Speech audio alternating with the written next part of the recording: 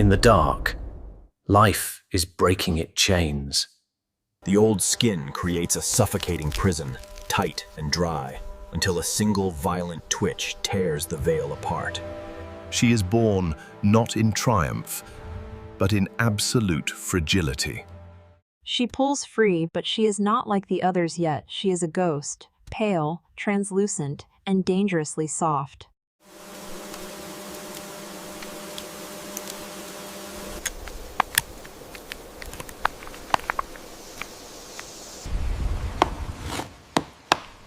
This is the crypt of the leafcutters.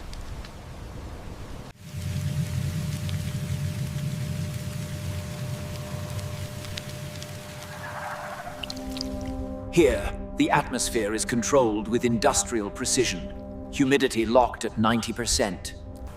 Our protagonist, this pale Callow, is currently useless to the Empire. She stumbles through the crowded galleries, her exoskeleton pliable as wet paper. One wrong squeeze from a passing soldier could crush her thorax. She is chemically invisible, smelling of the nursery, shielded by a cast of minims, tiny nurses who ride on her. But even the deep earth offers no guarantee of safety. Above, a massive tree, rotted by the humidity, crashes onto the forest floor, shattering the soil structure directly above the nest. The impact collapses the ventilation shafts, tearing a wound into the colony's upper defenses. The fortress has been breached.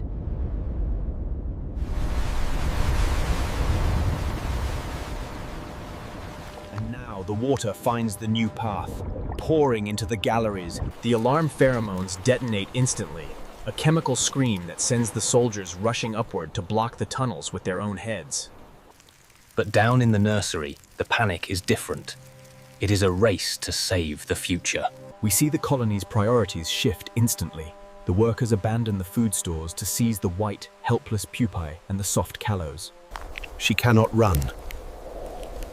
Her legs are still rubber.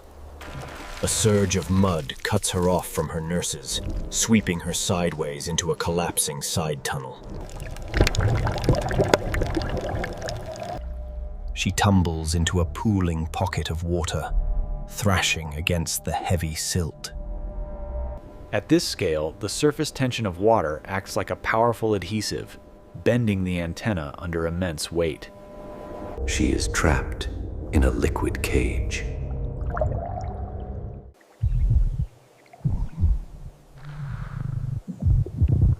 Around her, the chaos of the evacuation fades into a terrifying silence, broken only by the drip of the leaking roof.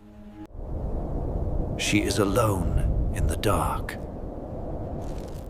Note the pale, almost translucent quality of these callow mandibles, a clear sign of this carpenter ant's immaturity.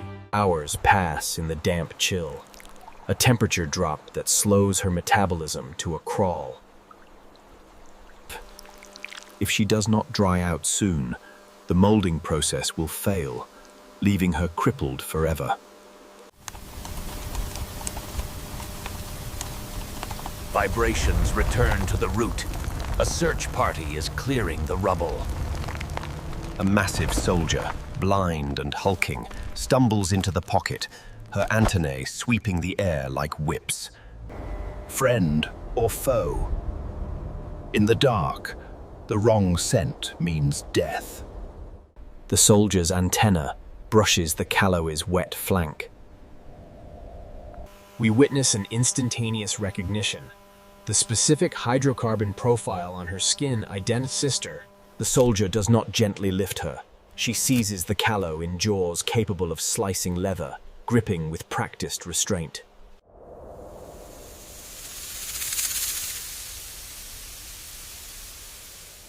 She is hauled up, out of the mud, dragged through the reconstructed tunnels, and deposited into the drying chamber. The air is warm again, circulated by the beating wings of 1,000 sisters. This is the critical threshold. As the oxygen hits her cuticle, a chemical chain reaction, plisation, The pale white fades.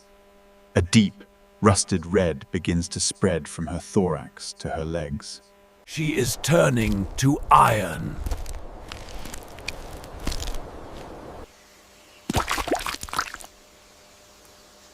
Two days later, she stands at the entrance of the nest, no longer a ghost, but a warrior clad in crimson armor. She joins the river of workers flowing into the jungle, her mandibles locked onto a segment of green leaf twice her size. She has transitioned from a liability into a vital gear in the machine, destined to walk the equivalent of 3 times around the world in her short lifetime.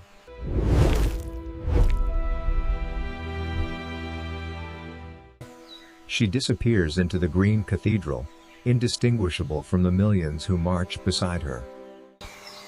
In the Amazon, to survive is to belong.